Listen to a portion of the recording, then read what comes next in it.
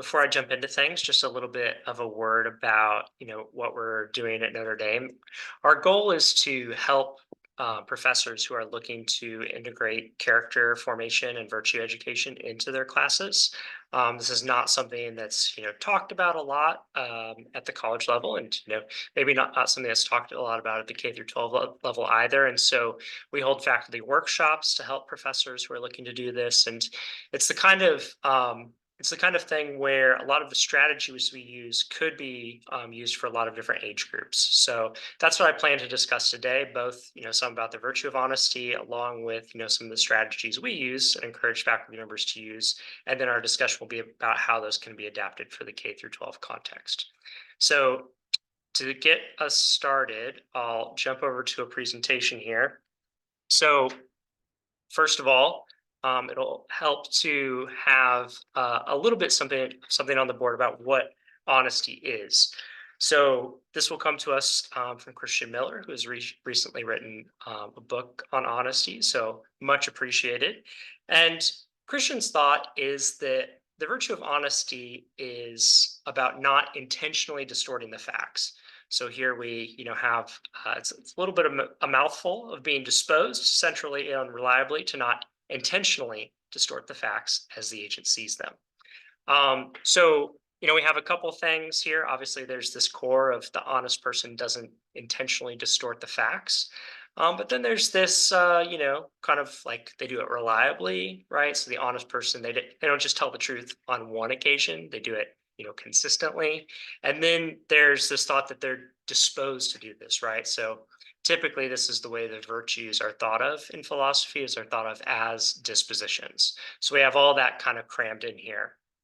Now, when many of us think about not intentionally distorting the facts, we think, oh, well, the honest person doesn't lie. And indeed, that is one of the things that the honest person avoids. But the honest person avoids other things besides just lying as well. So the honest person avoids cheating.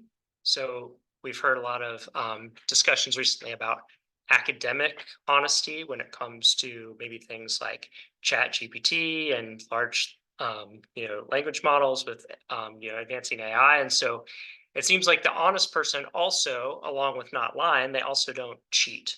So there's this multiple things the honest person doesn't do, and you can kind of see that these all relate to not intentionally distorting the facts. So by lying, you intentionally distort the facts, you represent the facts different than they are. By cheating, you intentionally distort the facts, you represent that you know something even when you do not. Now there are other things. So the honest person doesn't break their promises. When they promise something, they don't represent themselves as going to do something that then they later go back on. So the honest person doesn't break their promises. The honest person doesn't deceive, right? So along with lying, there are other ways that we can deceive people that aren't exactly lying. Say, you say something that's close to the truth, but not really. You kind of, twist it a little bit. Maybe it's not technically a lie, but you could still be deceitful. One interesting element of this is that you could also deceive yourself. So we think of the notion of self-deception, whereas you're kind of hiding things from yourself. Now that's kind of tricky. How is it possible that we, hide things from ourselves? Maybe in some cases it's just that we kind of have an inkling that something's off, but we choose to not look at it very carefully because we're worried about what we'll find. Maybe we feel like we did something wrong, but we don't want to consider it too carefully because then we'll have to, change our actions, maybe apologize. And so there are ways that we can actually deceive ourselves by, avoiding looking at things we don't want to see. Another thing that the honest person does is they avoid stealing. Stealing represents us as owning something that we don't.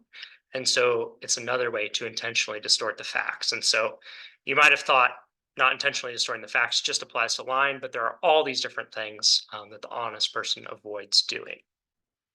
Okay, so now that we have a little bit of background on what honesty is, it'll be helpful to think about how are we going to sell honesty to our students, right? So when you start talking about different virtues like honesty or humility or patience, these might come off as kind of trite, maybe a little bit Victorian to students. So, like, why in the world would they care about this? Why is this something that they would actually want to work on in the first place? One thing to say is that, it's important to be honest in order to make friends. People don't want to be friends with someone who's lying all the time, that they feel like, is a cheat or will steal their things. And so it could be important for making friends, but it's also important for another reason for making friends, not just that, they'll trust you, but also to enable you to have a deeper relationship. So this isn't just for friends, but this is also, potentially for family. There are these relationships that centrally depend on us being honest.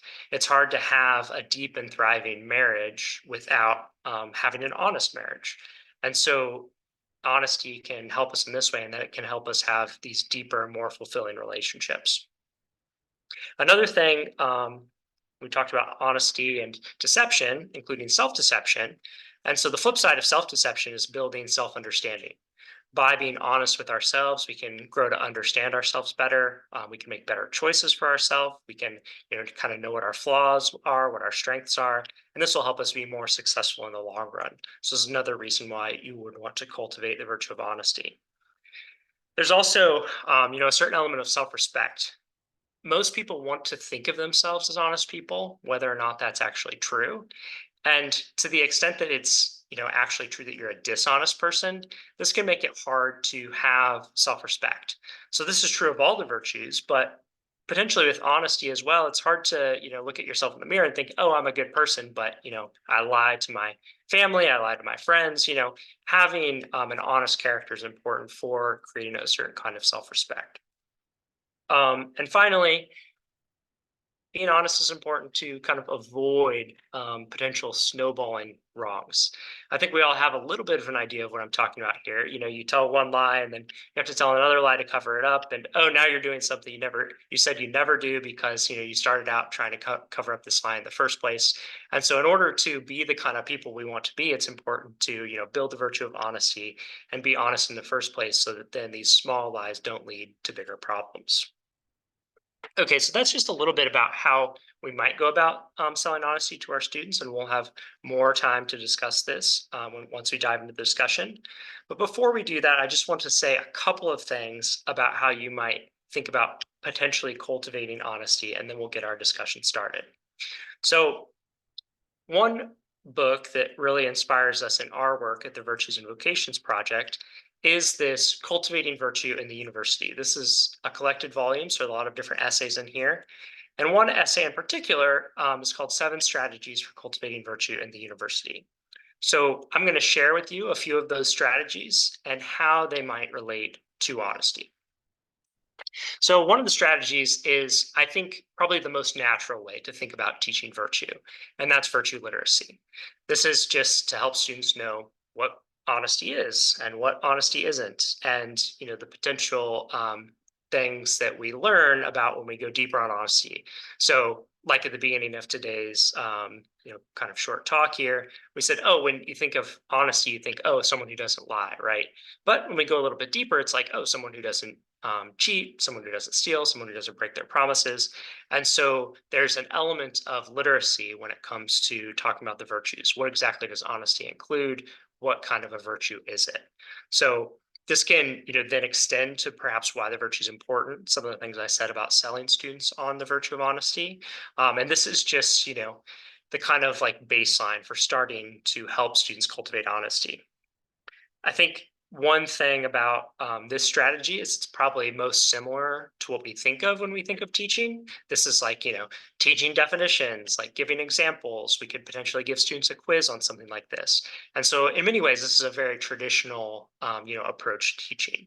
The other strategies we'll get into, though, since they're more focused on helping students practice the virtue, they're a little bit different than I think traditional teaching. All right, so one of these, I guess, more non-traditional strategies is to present students with moral exemplars.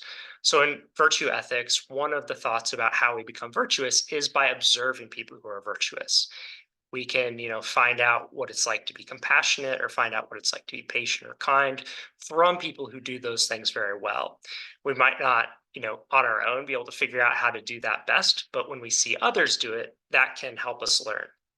So in the context of honesty, one thing we can potentially do is that we can model honesty for our students.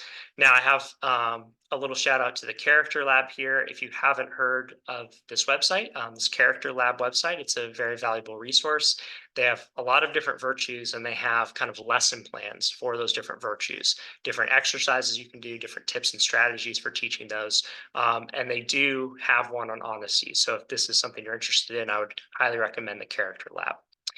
Now, modeling honesty, this would look like being honest with our students and finding small ways to do that to show them what it's like to be an honest person. It can be, a little bit of students sense a little bit of a conflict when we're telling them to be honest. Oh, you have to tell me this, you have to tell me that. But then at the same time, they feel like we're kind of closed off and we're not very honest with them. And so to have an honest, authentic relationship with them can really model honesty in a way that's very valuable. Another strategy that's talked about in the 7 Strategies article is moral reminders. So we're already familiar with moral reminders in our life. A wedding ring is a moral reminder.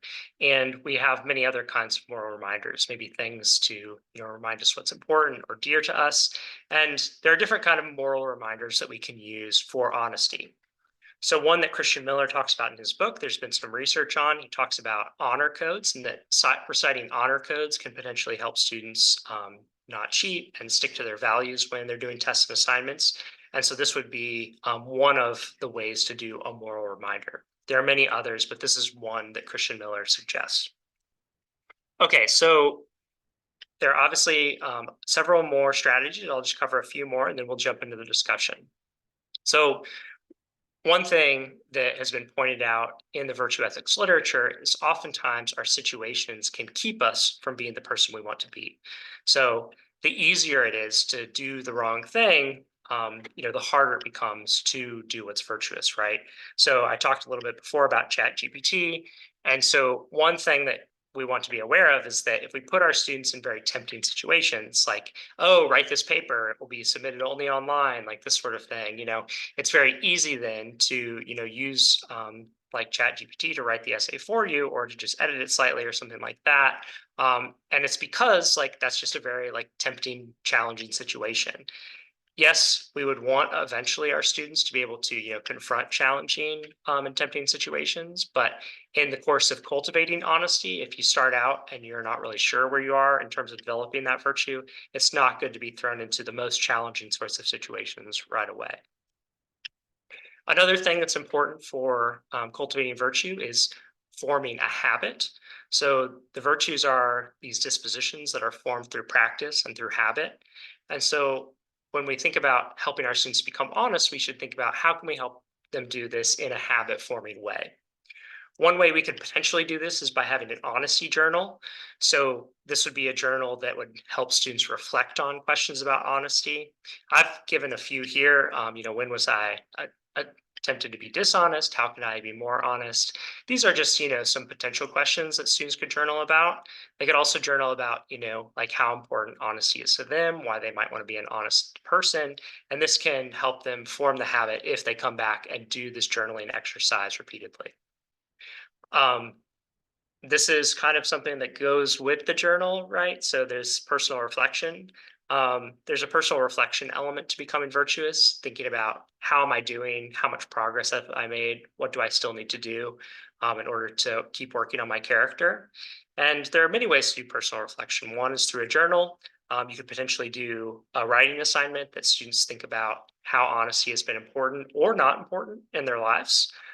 So, here I have a couple of potential questions. What experiences have formed how I think about honesty? Why do I or why do I not want to be an honest person? We don't have to, have students at the get-go be convinced about honesty. And that's where, selling students on honesty comes in. And this personal reflection will help them think about, why do I value honesty or why don't I? All right. Now, before we jump into discussion, I want us to all introduce ourselves. So, we kind of know who we're talking to. We know what's going on. So I will take this slide down so it's easier to see all the names and faces as they come up. But I want to hear your name, where and what you teach, and what you're hoping to gain from today's discussion.